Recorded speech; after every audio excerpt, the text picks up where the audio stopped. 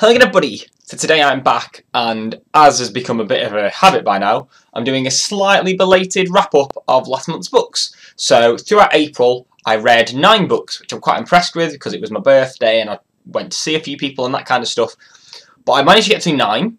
A lot of it is manga, which kind of is much quicker to read than other stuff, but I'm giving it to myself anyway, it's fine.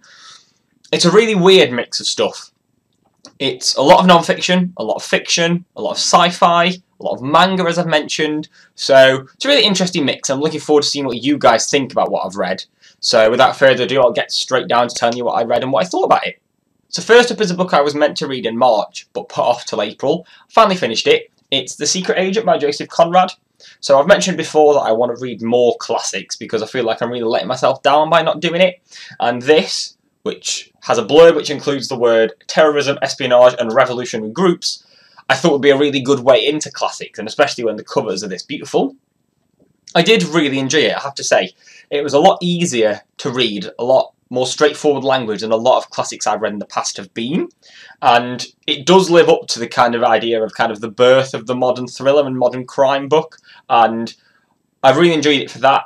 The narrative style was really clever in that it kind of, you'd have a narrator, they'd introduce a new character, and they'd be the narrator in the next chapter, and that carried on for about half the book, and I loved that. It was really clever and really unique. Never seen it done before.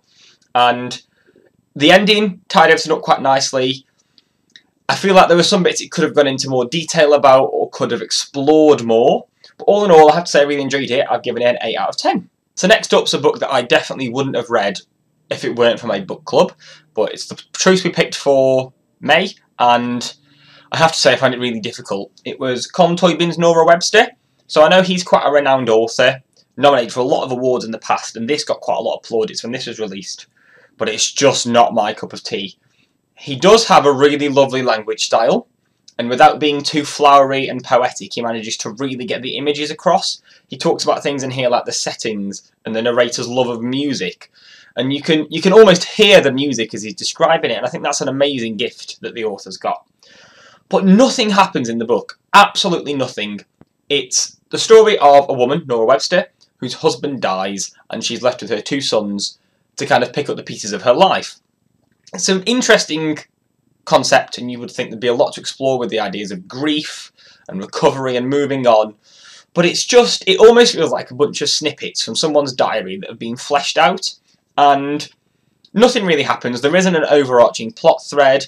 The ending doesn't really feel like there's anything particularly resolved, and if it weren't for reading it for my book club, I'd have stopped reading this after about 100 pages, and I never do that with books. I hate giving up halfway through, because so many books can deliver in the last 50 pages. I hoped this would, and it didn't. It really pains me to say, but I've given this a 4 out of 10.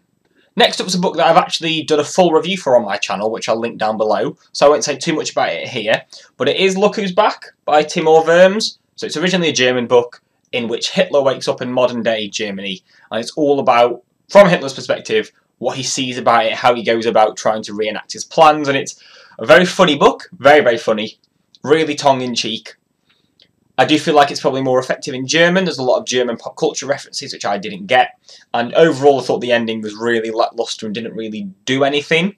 So I did give this a good score, gave it an 8 out of 10 just because it was very funny and very different to anything else I'd read. And it's worth a read, but it definitely isn't quite as good as I thought it was going to be when I started. So the next book is one that I was actually really excited about reading at the start of the month. It's one that I've been looking forward to for a while.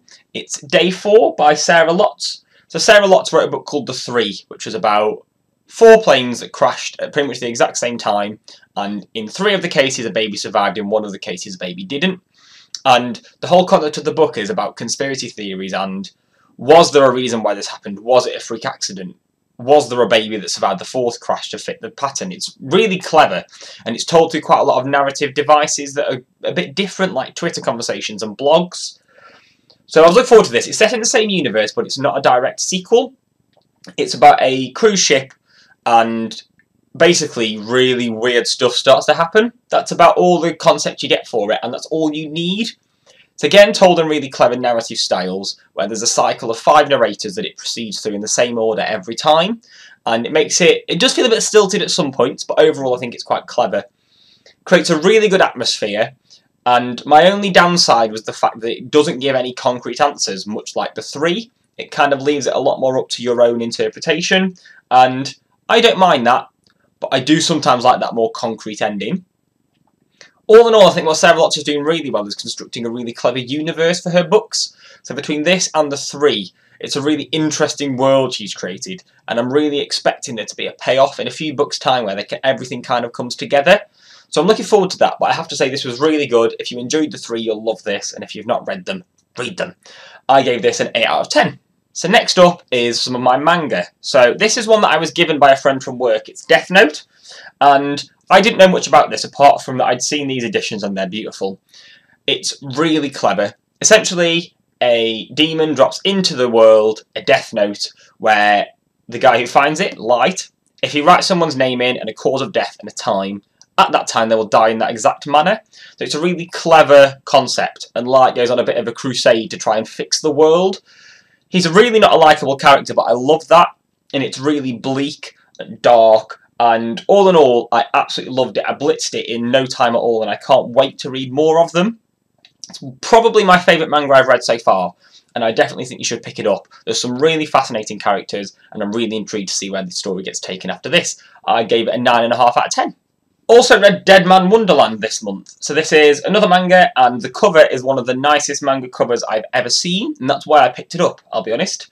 It's about a guy who gets incorrectly accused of mass murder and imprisoned in Dead Man Wonderland, which is essentially a prison where people are forced to compete and provide entertainment like a theme park for the people of Japan. And really clever concept. The art is beautiful. The thing I struggled with most about this is actually that this manga, in comparison to all the others I have, is just one volume. The others have either been 1, 2 and 3 or a larger volume. So what I found most difficult about this was that I didn't feel the story was as well established, but that's more down to the format than it is the actual content. All in all, I loved it. Really look forward to reading more of it again. The art's beautiful, and I think it really sets things up well. I just really wanted to kick into gear in the next one. I gave that an 8.5 out of 10. Last piece of manga I read this month, and sadly the least, is Sword Art Online, Aincrad. So there's quite a lot of different editions of this, and I actually found out that this was a manga that started as a book and has been converted, which I didn't know. And this sounded like the perfect manga for me. It's about a guy who goes into a brand new, massively multiplayer online role-playing game with a VR headset and all that kind of stuff, and gets caught in the game and can't leave.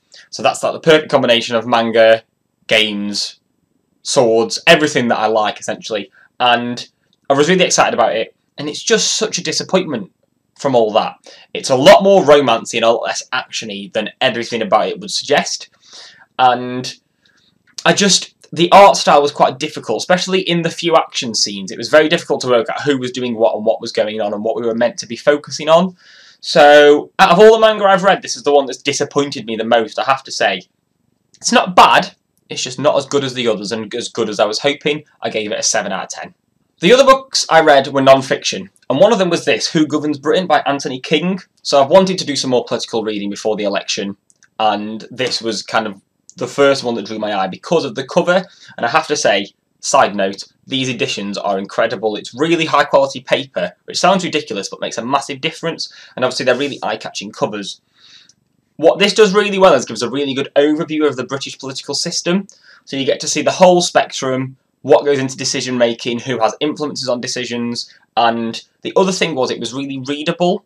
A lot of non-fiction, especially political stuff, can get really weighty, but this really succeeds at still being readable, and it's one of the best non-fiction I've read in a while, and I think anybody that wants a bit of an overview of British politics, this is the book for you. I gave this a 9 out of 10. Last up is a book that's really caused me some issues. I really ummed and ahed about buying it. It's Conor Franta's Work in Progress. Now, I've got a lot of opinions on YouTubers' books, and I'm actually going to do a video in the next week or so discussing that very topic. This is the first one that's really interested me because I really like Conor Franta's videos, and I think his is a memoir, straightforward, and he's had a very interesting life. He's got a lot to talk about in comparison to a lot of 21, 22-year-olds and a lot of YouTubers, and that's why I picked this up. And actually, I have to say, I really enjoyed it. It really feels like it's his voice that's written it. You can imagine him saying the words, and it's very humorous still, but it does delve into a lot of big issues. The only issue is I feel like it's a little bit superficial in a lot of parts. It doesn't really go into the heart of issues. I mean, between him coming out, there's a lot of things in here about body issues and all those kinds of things that I just feel really glossed over, and I feel like a bit more detail would have been great. Other than that, obviously it's a lovely cover, it's got lovely illustrations and lovely pictures in. I'm glad I read it. It's changed my opinion a little bit on YouTuber books, but as I've said, I'll talk about that in another video at another time, because I'd be here for hours otherwise. So there we have it. That's my list of books I read in April. Really random mixture, as I promised, and a lot of really good stuff in there. The most kind of polarised of all my videos so far, there's been really good and really bad, and that's not really happened before. So I'm intrigued to see what you guys think about all the books I've talked about, and let me know down below in the comments if you've read them, if you've got any opinions on them. And as I've said, I'm looking forward to doing a bit more of an opinion article on YouTuber books at some point, because I think that's something a lot of readers have really got a strong opinion on, and that's myself included. Other than that, I'm going to leave links down below to my Twitter and my Goodreads, and to my review of Look Who's Back, which I released a couple of weeks ago. And other than that, I'm going to be back in the next few days or so with my to be read for May, which I'm sure again will be a really eclectic mix. I'll see you then.